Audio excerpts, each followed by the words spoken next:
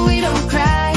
We're tired, but we still try. Holding up the ones we love with coffee, courage, and time. I guess if I was tuned into this podcast, I would be thinking to myself, who are these people? And Why should I other listen than just to thinking them? that we're fun, they want to like hang out with us, which is one great thing. But there's kind of like you tell a story about how I was having a bad day.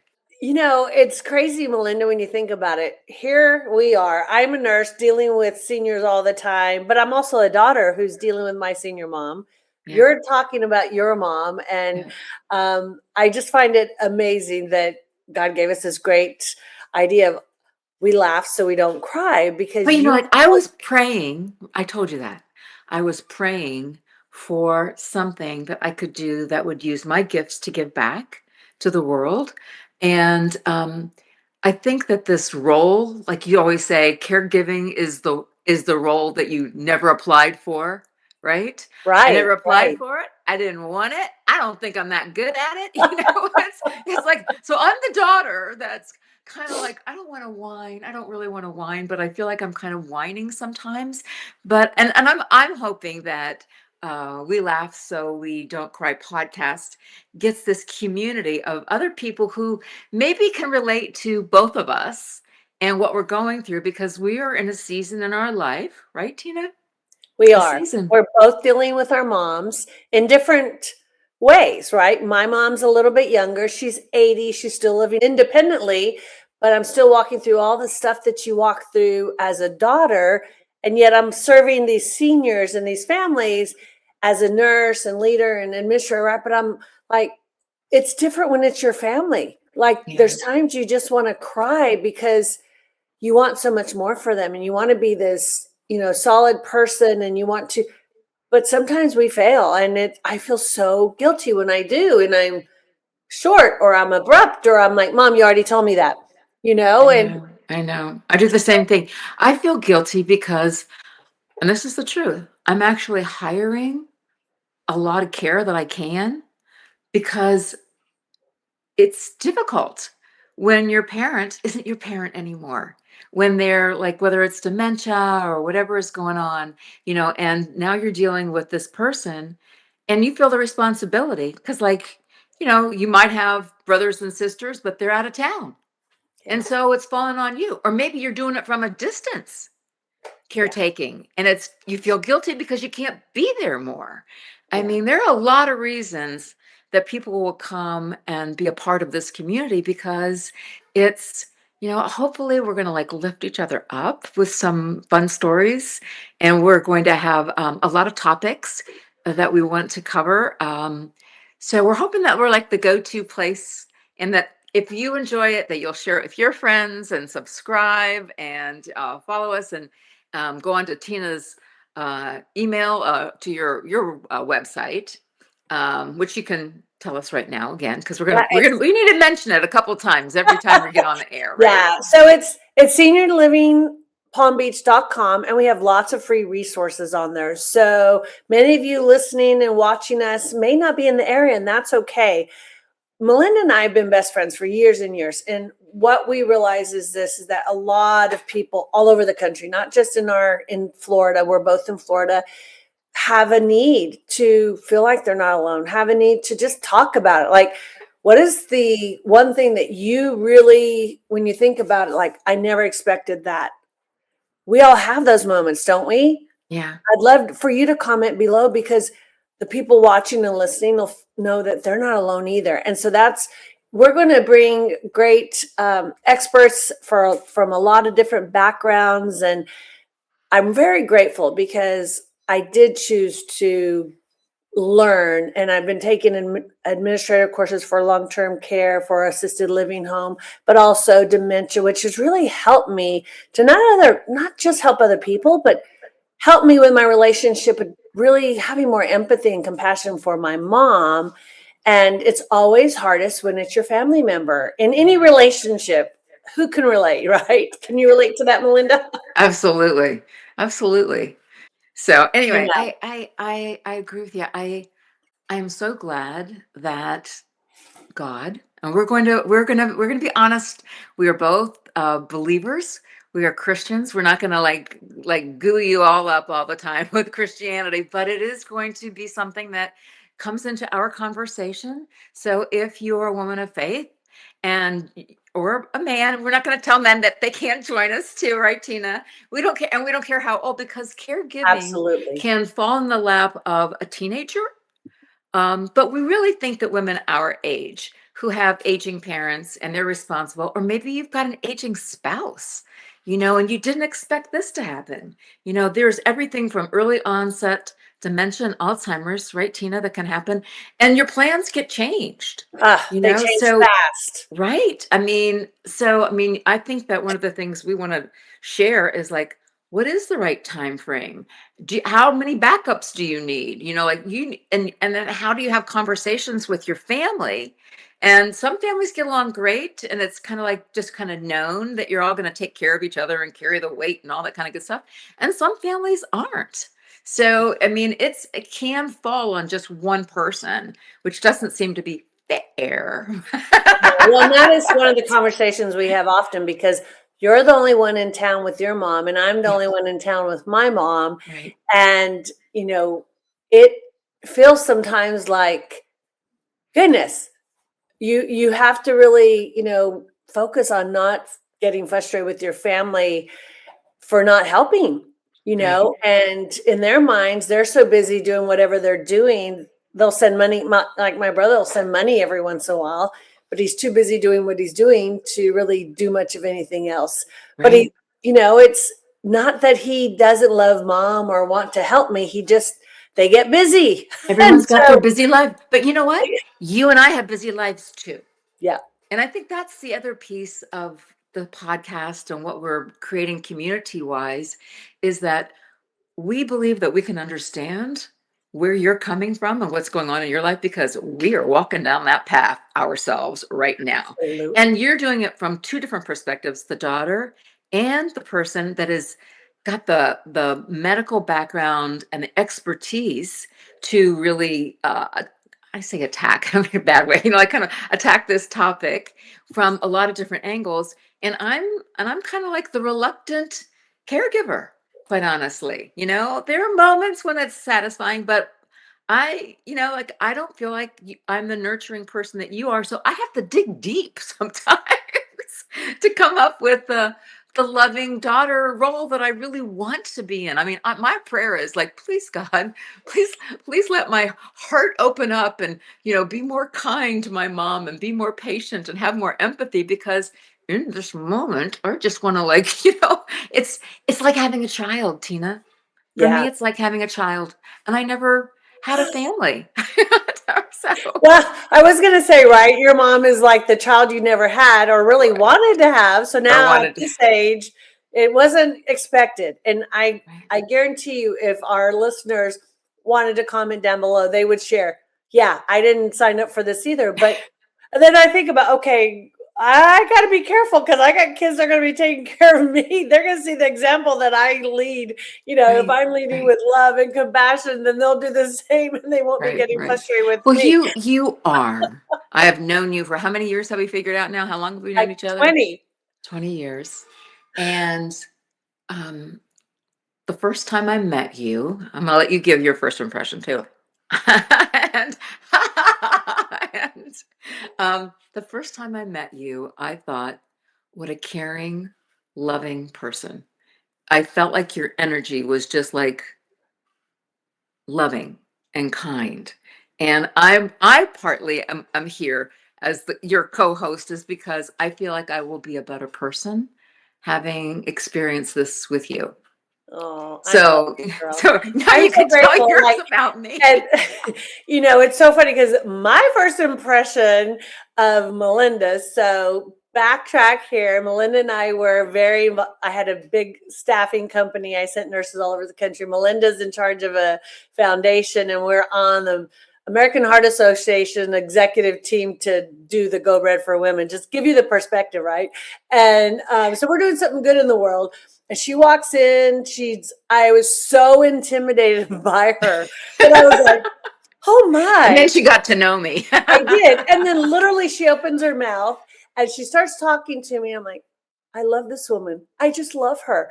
And I was walking through a tough season then too. And you were the first one to just say, come on, let's go be friends. And I was like, I love you, Mel.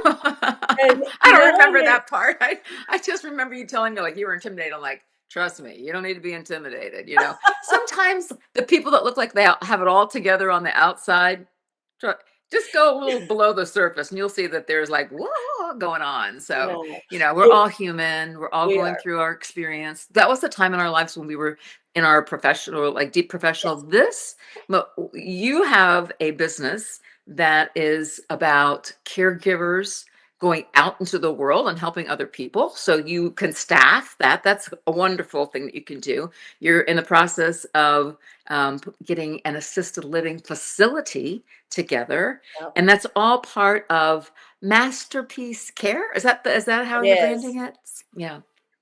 It So is. you could tell us a little bit about that because I Well, actually want to and learn it's really more. not about that for us doing this. And that's why we did this, right? Is because yes, I provide caregivers to homes and I love helping the people and I love helping the families. And that's what really drives me is helping people. That excites me. And so Masterpiece Care is really trying to change the whole way that care is given to seniors, treating them like the masterpiece that God created them to be. Because the reality is this, it's not always easy, it's not always fun, and there's not always laughter, right? It's Right. hard.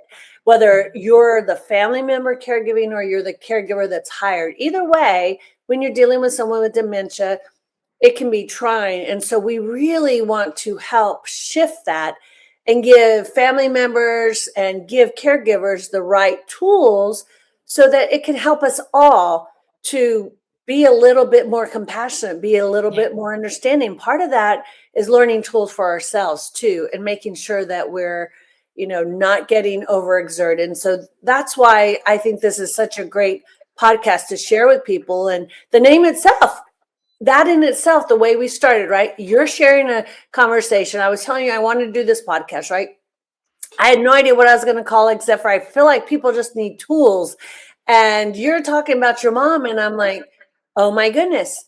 And the story was actually upsetting you. You were really having a bad day. And then you kind of just laughed at, like you laughed and you said something like, I I gotta laugh or I'm gonna cry. And I went, oh my goodness, that's the title. And you and I got to do this together because that is how it feels.